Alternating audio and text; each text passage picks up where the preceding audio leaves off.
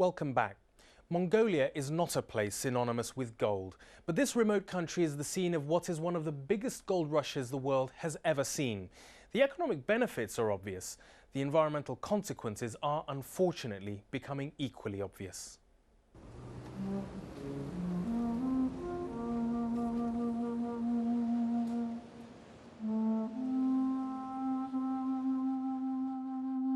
Before the miners arrived in this valley in central Mongolia, there was a running creek, thick forests and flourishing wildlife. Now it's been transformed into a desolate moonscape with only vultures circling overhead.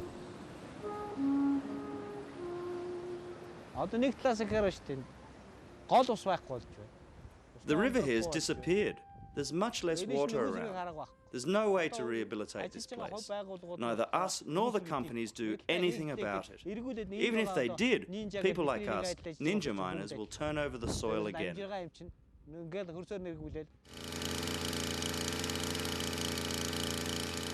Today, the family are trying their luck on the edge of a tailings pit near their gur.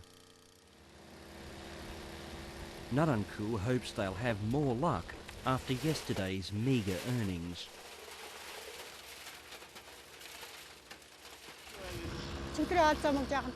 Yesterday wasn't a good day. Today should be a good day. Today we're working with more dirt and more water. But yesterday it was a very dry place. We only found about $17 worth of gold.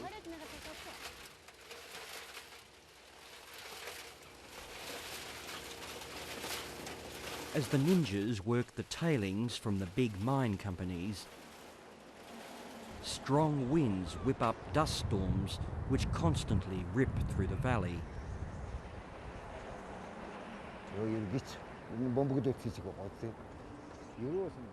Here, the land looks just like it's been bombed. Large private companies use heavy equipment and destroy the environment terribly. Now there is no water here.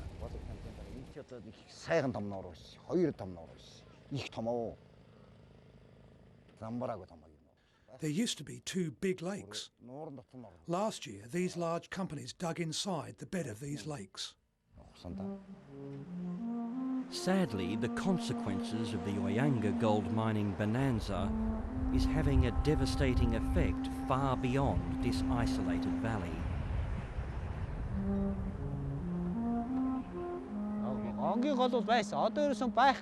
There used to be the Ongi River. Now it's completely dried up around here. The creeks of this valley and the next valley merge together and form the Ongi River.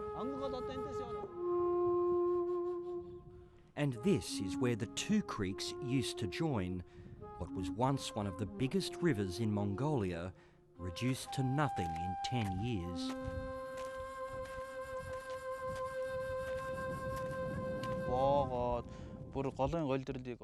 Yes, it's due to mining activities. They blocked the flow of the river and dug up the floor of the river. The Ongi River is famous in Mongolia because of this man, Munkbaya, winner of the International Goldman Environmental Prize for his grassroots campaign to protect the Ongi River.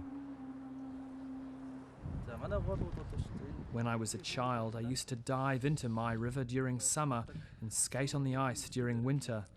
This was my river.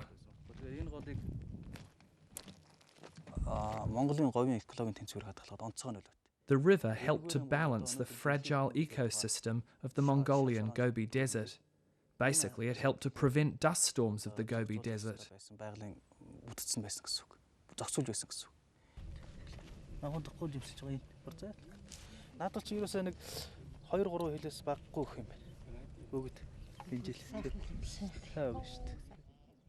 Munkbaya campaigned to stop any further mining in the area and is now planting 400 kilometres of sea buckthorn bushes in an effort to draw back the water.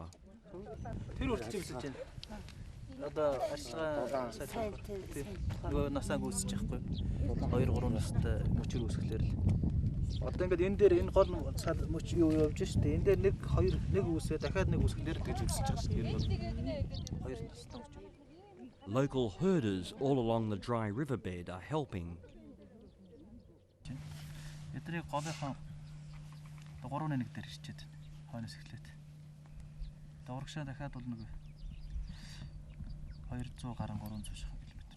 But it's not been easy work. Туулаа муулаа орно, мал орох гэн тэр бүгдийг яана. Манай хүн бүр туулаагаа бүр хамгаалаа бүр шөнө энэ хутгийнхаа ухсан нөхөн дотор хүртэл өстэй дээл өмсчихэд шөнө буу барайл хандаг болсон. Шөнө хоёрын Never in the history of Mongolia have Mongolians been so harsh to their natural environment. Historically, Mongolia has forbidden pollution and damage to the environment. For instance, under Genghis Khan in the 13th century, if you took a pee near the creek or river, you'd be executed.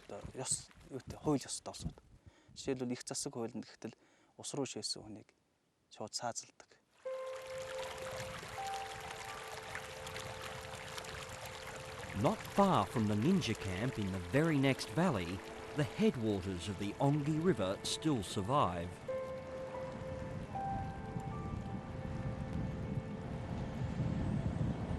Here, traditional herders continue to rely on their animals for survival. They've asked Mongolian to help them keep the miners out of their valley. Тэгээд та нар энэ бидний талаар мэдээлэл ажиллаж сонсож байна.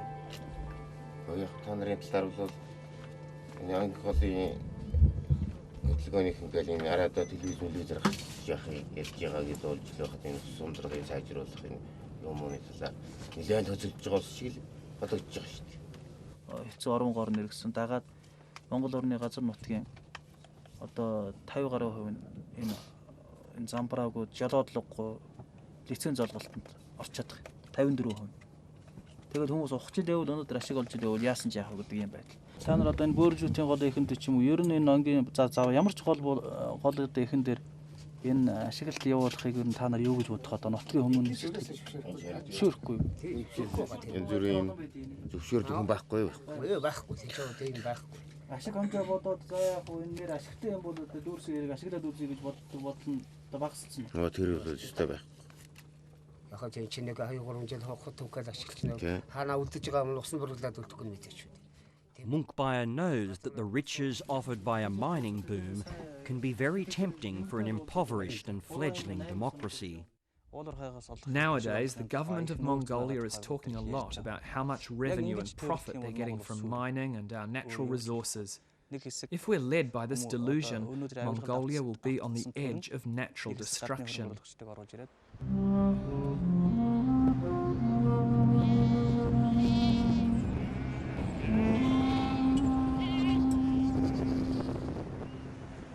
For those Mongolians still following the traditional lifestyle of herding, the mining boom is clearly a threat.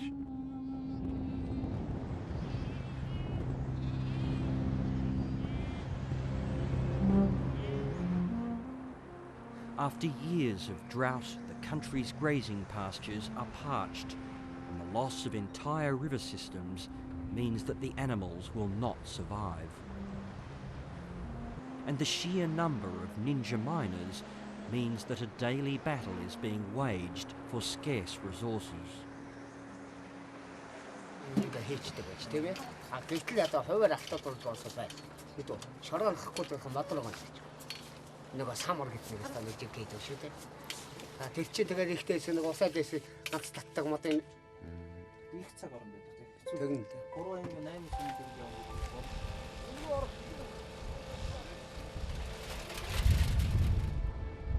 Back at the mine pits, Naranku and her family continue their daily grind looking for gold. Caught between the big mining companies who don't want to share the wealth and the herders trying to protect the environment. For them, it's a matter of survival. Unless the government steps in and provides us employment or something, we won't be able to work like this. We're getting old and our bodies are getting weak. After working here for 3 or 4 years, we can't take it anymore. If new laws are issued and the police come here, we'll have no choice but to go back to our native place. Where else would we go? We'll lose our means to survive. It will be terrible and very sad for us.